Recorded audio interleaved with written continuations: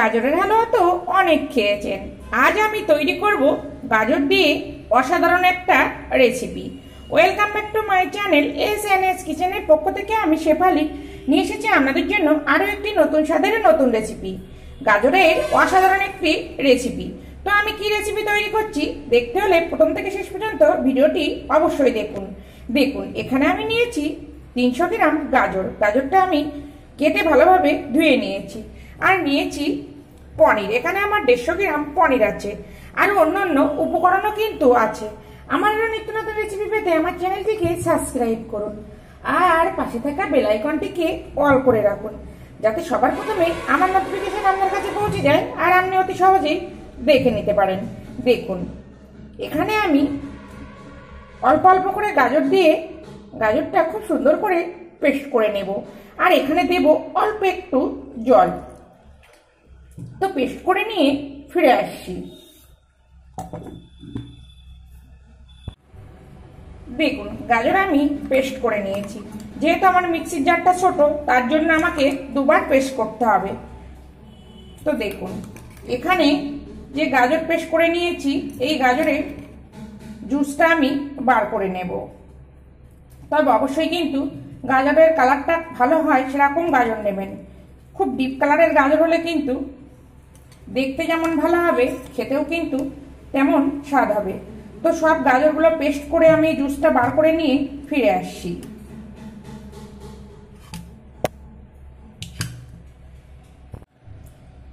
দেখুন, গাজরের জুসটা আমি বার করে নিয়েছি। দেখুন, আর বাকি অংশটা কিন্তু আমি ফেলে দেব। অবশ্যই কিন্তু এইভাবে সেঁকে নেবেন। তো এবার এটা আমি সাইড করে রাখবো। এবার একটা পুর রেডি করব। তার জন্য এখানে দিয়ে দেব আমি আমার 150 গ্রাম পনির আছে। সেটা বুঝেই যেমন মিষ্টি খাবেন আপনারা, সেটা বুঝেই কিন্তু মিষ্টিটা ব্যবহার করবেন। তো আমি এখানে খেজুরের পাটালি ব্যবহার করছি। আপনারা চাইলে চিনি দিয়েও কিন্তু এই পুরটা রেডি করে নিতে পারেন। দেখুন, এবার যে পনির নিয়েছি, পনিরটা আমি হাতের সাহায্যে একটু মেখে নেব। আমি এখানে পনিরের পুর ব্যবহার করছি। আপনারা চাইলে কিন্তু এখানে নারকেল পুরও ব্যবহার করতে পারেন। দেখুন, খুব সুন্দর করে একটু মেখে নেব। আর দিয়ে দেব, দেখুন এখানে আমি 10 টাকার একটা গুঁড়ো দুধের প্যাকেট নিয়েছি। এই দুধটা দিয়ে দেব, দিয়ে খুব সুন্দর করে মেখে নেব। দেখুন, খুব সুন্দর করে সব উপকরণ মেখে আমি গ্যাসে বসিয়ে দিয়েছি। আর এই পুরটা আমি লো ফ্লেম করে নেব। দেখুন, লো ফ্লেমে আমি 5 থেকে 7 মিনিট নাড়াচাড়া করে নিয়েছি। আর দেখতে দেখুন এমন হয়েছে। তো এই পুরটা কিন্তু লো ফ্লেমেই করতে হবে, হাই ফ্লেমে করলে কিন্তু লাল হয়ে আসবে। তো এইভাবে আরো ধৈর্য ধরে পুরটা শুকিয়ে নিয়ে আসবো। পুর কিন্তু নরম হলে পুর ভরতে সমস্যা হয়ে যাবে। দেখুন, পুরটা আমার রেডি হয়ে গেছে। আর বুঝবেন কি করে, দেখুন কড়ার তলা থেকে কিন্তু ছেড়ে যাচ্ছে। তো এবার আমি গ্যাসটা বন্ধ করে দেব। তো আপনারা চাইলে কিন্তু এখানে একটা এলাচও ব্যবহার করতে পারেন, মানে আর কি এলাচ গুঁড়ো। কিন্তু আমি এলাচ গুঁড়োটা ব্যবহার করব না, কেননা এটা নলেন পাটালি দিয়ে আমি পুরটা করছি। যদি এলাচ ব্যবহার করি তাহলে পাটালি গুঁড়ের ওই গন্ধটা কিন্তু থাকবে না। এবার একটি পাত্রে নামিয়ে নেব। দেখুন, পুরো আমি নামিয়ে নিয়েছি। তো কড়া পরিষ্কার করার কোনো দরকার নেই। এবার এখানে দিয়ে দেব যে গাজর আমি পেস্ট করে রেখেছি, সেই গাজরের পেস্ট দিয়ে মিডিয়াম ফ্লেম করে একটু 5 মিনিট মতো জাল করে নেব। দেখুন, গাজর দেওয়ার পরে আমি 5 মিনিট খুব সুন্দর করে জাল করে নিয়েছি। তো অবশ্যই কিন্তু জাল করে নিতে হবে, তা না হলে কিন্তু গাজরের যে একটা কাঁচা গন্ধ থাকে, সেই গন্ধটা চলে আসবে। এবার এখানে দিয়ে দেব পরিমাণ মতো লবণ। যেহেতু গাজরটা মিষ্টি, এখানে আমি অল্প একটু মিষ্টি ব্যবহার করব। চিনি না দিলেও কিন্তু কোনো সমস্যা নেই। আবারও 2 থেকে 3 মিনিট একটু ফুটিয়ে নেব। দেখুন, 2 মিনিট মতো আমি লবণ আর চিনি দেওয়ার পরে ফুটিয়ে নিয়েছি। এবার দেখুন, এখানে আমি চালের গুঁড়ো রেখেছি 250 গ্রাম। তো তো আমার যতটা লাগবে ততটা দেব। এবার অল্প অল্প করে চালের গুঁড়ো দেব আর একটা ডো রেডি করে নেব। অল্প অল্প করে দেব আর ডোটা রেডি করে নেব। আমার যতটা চালের গুঁড়ো প্রয়োজন হবে ততটাই চালের গুঁড়ো আমি ব্যবহার করব। তো ডোটা করে নিয়ে ফিরে আসছি। দেখুন ডোটা আমি রেডি করে নিয়েছি আর এখানে আমার 5 থেকে 7 মিনিট মতো টাইম লেগেছে, তবে আমি কিন্তু মিডিয়াম ফ্লেমেই করেছি। তো দেখুন না খুব নরম রাখা যাবে না কিন্তু খুব শক্ত করা যাবে। এবার আমি একটি পাত্রে নামিয়ে নিয়ে ফিরে আসছি। দেখুন ডোটা আমি একটা থালায় নামিয়ে নিয়েছি আর আমার এখানে লেগেছে 150 গ্রাম মতো চাল গুঁড়ো। এবার দেখুন অল্প অল্প গরম থাকতে থাকতে এখানে অল্প একটু চালের গুঁড়ো দিয়ে একটু মেখে নেব। খুব বেশি কিন্তু কাঁচা চালের গুঁড়ো ব্যবহার করা যাবে না। তো খুব ভালো করে 5 মিনিট ধরে মেখে নিয়ে ফিরে আসছি। দেখুন 5 মিনিট মেখে নেওয়ার পরে অফ ক্যামেরাতে আমি এরকম লুচির মতো লেচি কেটে হাতে গোল গোল করে নিয়েছি। আর আমি কিন্তু অফ ক্যামেরায় অল্প একটু ঘি ব্যবহার করেছি। আর দেখুন পুরটাও কিন্তু গোল গোল করে নিয়েছি।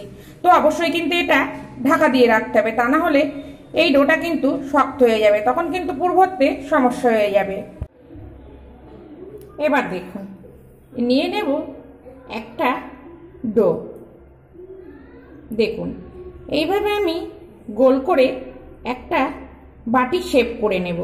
দেখেই বুঝে নিন আমি কিভাবে করছি। এইবার দেখুন একটা এই পুর দিয়ে দেব। তো এইগুলোকে আগের থেকে রেডি করে রাখলে কি সুবিধে হয়। তো দেখুন এইভাবে পুরটা ভরে নেব। মুখটা কিন্তু অবশ্যই ভালোভাবে আটকাতে হবে। যদি দেখেন হাতে পাকাতে সমস্যা হচ্ছে সেক্ষেত্রে একটু ঘি ব্যবহার করতে পারেন। তো দেখতে দেখুন কত সুন্দর হয়েছে, খেতেও কিন্তু অসাধারণ হয় এই গাজরের রেসিপি। মানে আর কি গাজরের পিঠেও কিন্তু এটা বলতে পারেন।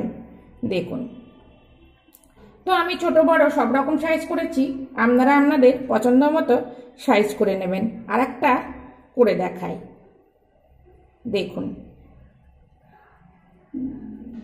এইভাবে বাটি শেপ করে নেব।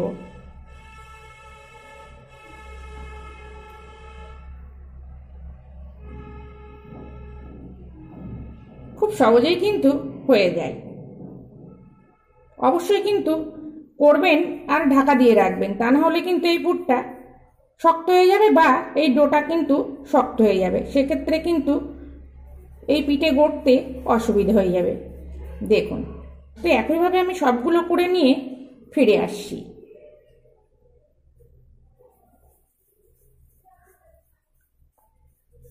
এইভাবে কিন্তু একটু হাতের মধ্যে নিয়ে এইভাবেই কিন্তু নাড়ুর মতো পাক করতে হবে। দেখুন কত সুন্দর দেখতে হয়েছে। দেখুন তো সবগুলো আমি একইভাবে করে নিয়ে ফিরে আসছি। দেখুন একইভাবে আমি সব গাজরের বলগুলো পুর ভরে নিয়েছি। তো দেখুন গাগুলো কিন্তু এরকম একদম মসৃণ হবে, একটু কিন্তু ফাটা দাগ নেই। তো এগুলো এবার আমি ঢাকা দিয়ে রাখবো। অবশ্যই কিন্তু ঢাকা দিয়ে রাখতে হবে, না হলে কিন্তু শক্ত হয়ে যাবে। দেখুন গাজরের বলটা আমি রেডি করে নিয়েছি আর এখানে আমি 500 ml দুধ গরম করতে বসিয়েছি। দেখুন দুধ আমার উষ্ণ গরম হয়েছে। এবার এখানে দিয়ে দেব গুঁড়ো আমুল দুধ। এখানে আমি 10 টাকার একটা প্যাকেট ব্যবহার করেছি। খুব ফুটন্ত দুধে গুঁড়ো দুধ দিলে কিন্তু দুধটা দলা হয়ে যায়, তার জন্য সবসময় একটু উষ্ণ গরম দুধেই কিন্তু গুঁড়ো দুধটা মেশাতে হয়। তো এবার 8 থেকে 10 মিনিট মতো আমি মিডিয়াম ফ্লেমে জাল করে নেব। দেখুন 10 মিনিট আমি দুধ জাল করে নিয়েছি আর অনেকটাও কিন্তু ঘন হয়ে এসেছে। এবার দেখুন এখানে যে আমি গাজরের বলগুলো করে রেখেছি ওইগুলো আস্তে আস্তে দিয়ে দেব। দিয়ে মিডিয়াম ফ্লেমে ঠিক 10 মিনিট মতো ফুটিয়ে নেব। দেওয়ার পরে কিন্তু সঙ্গে সঙ্গে নাড়াচাড়া করা যাবে না, কেননা এই বলগুলো খুব নরম আছে। দেখুন, নাড়াচাড়া করলেই কিন্তু ভেঙে যায়। দেখুন, দুধের মধ্যে গাজরের বলগুলো দিয়ে 5 মিনিট আমি ফুটিয়ে নিয়েছি। তো দেখুন, এবার আলতো করে এরকম তলা দিয়ে খুন্তি চালিয়ে দিয়ে একটু নেড়ে নিতে হবে, যাতে তলায় ধরা না লেগে যায়। তো দেখুন, আস্তে আস্তে কিন্তু ফুটছে আর বলগুলো কিন্তু অনেকটাই বড় হয়ে আসছে। আবারও 5 মিনিট ফুটিয়ে, দেখুন আবারও 5 মিনিট আমি ফুটিয়ে নিয়েছি। তো টোটাল আমি গাজরের বলগুলো দেওয়ার পরে 10 মিনিট ফুটিয়েছি। তো দেখুন কতটা নরম হয়েছে, দেখেই বুঝে নিন কতটা নরম হয়েছে। এবার দেখুন, এখানে আমি দিয়ে দেব